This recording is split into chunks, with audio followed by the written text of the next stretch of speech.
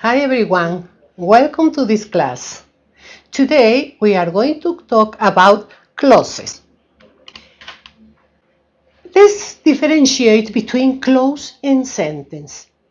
A clause is a structure built by two main constituents, a noun phrase functioning as a subject and a verb phrase functioning as a predicate.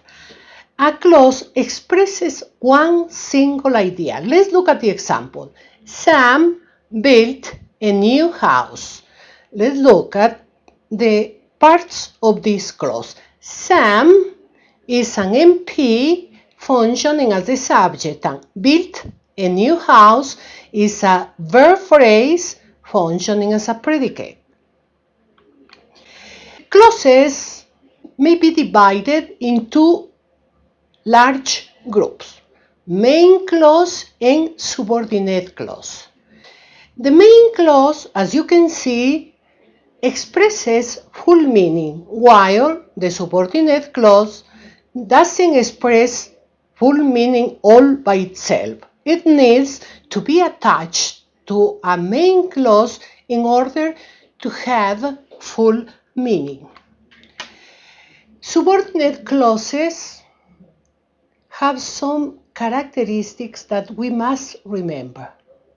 Number one, they cannot stand on their own. It means that as they don't have full meaning in isolation, they need to be attached to a main clause in order to express full meaning.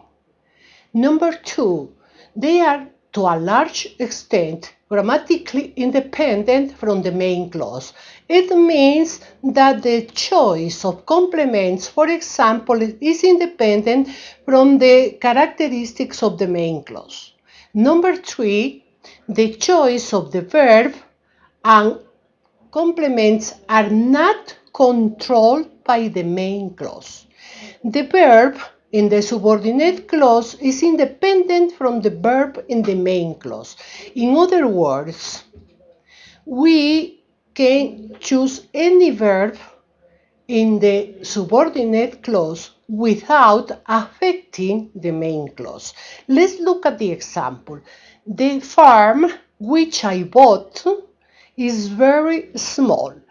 Here I have two clauses. The farm is very small, which is regarded as the main clause because it expresses full meaning, and which I bought is the subordinate clause. In this case, the subordinate clause is an indirect question, as you know. There look other differences between subordinate clauses and main clauses. Main clauses allow declarative, interrogative, and imperative constructions, while subordinate clauses don't. Main clauses allow all distinctions of aspect, tense, and mood, and they allow tag questions and reflexives. Subordinate clauses usually don't express full meaning by themselves. Let's look at the example. Mr. Clark asked her to write a report. Mr. Clark asked is the main clause. To write a report is a subordinate clause, which has as a subject the pronoun her. Pay attention to this example. Mr. Clark asked her. In this case, the pronoun her is the object of the main clause, of the main verb ask, but it is also the subject of the subordinate clause. Her to write a report, because it's she who writes a report. Relative and adverbial clauses are only declarative. They cannot appear as interrogative or imperative, but complement clauses might appear as declarative and interrogative sometimes. Let's look at the example. Anne asks, was Sam coming to the party? Anne asked is the main clause. And the subordinate one is an interrogative form, it's an interrogative structure. It has the form of a direct question. Was Sam coming to the party? Now pay attention to the second example. Martha thought that you were upset. Martha thought is the main clause. That you were upset is the subordinate one. Here we have a complement clause functioning as the object of the main clause Martha thought. Adverbial clauses, which are one of the types of subordinate clauses, may show some perspectives. It is important to know the perspectives in order to be coherent when we use complement clauses. Let's see. We have, for instance, subordinators like before, after, until, while, and others. They express the perspective of time. As if, as though, express manner. So that indicates purpose. As well as full as, indicate comparison. Although and even though indicate contrast. And the perspective for so is result, while the perspectives for since are to.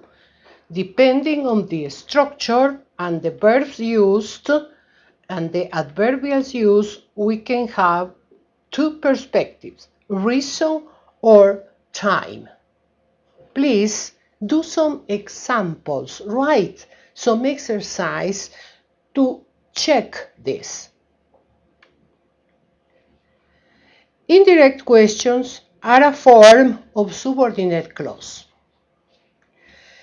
They, in traditional grammar, are structured somewhat similar to direct questions, but they do not take auxiliaries and the main verb goes in definite form.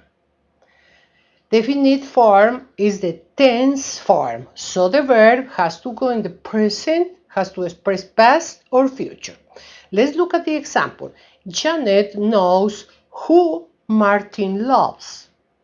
Here, the verb knows is in the simple present third person, so it's a tense verb. Also, indirect questions are a type of relative clause, and they might function as complements of certain verbs like ask, tell, wonder, know, and so on.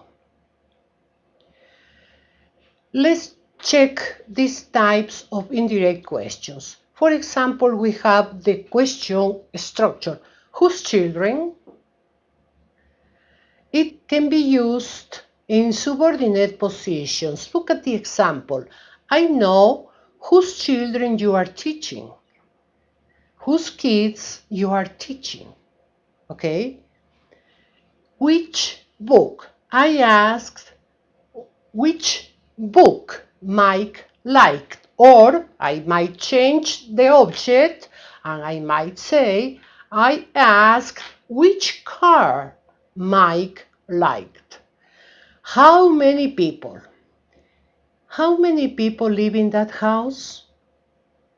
You see, they are indirect questions or direct questions. They can appear in both ways. You might pay attention to the third example. How many people live in that house? That's a direct question. While the two previous examples, the question words are in subordinate position. This is all. Thank you and God bless you.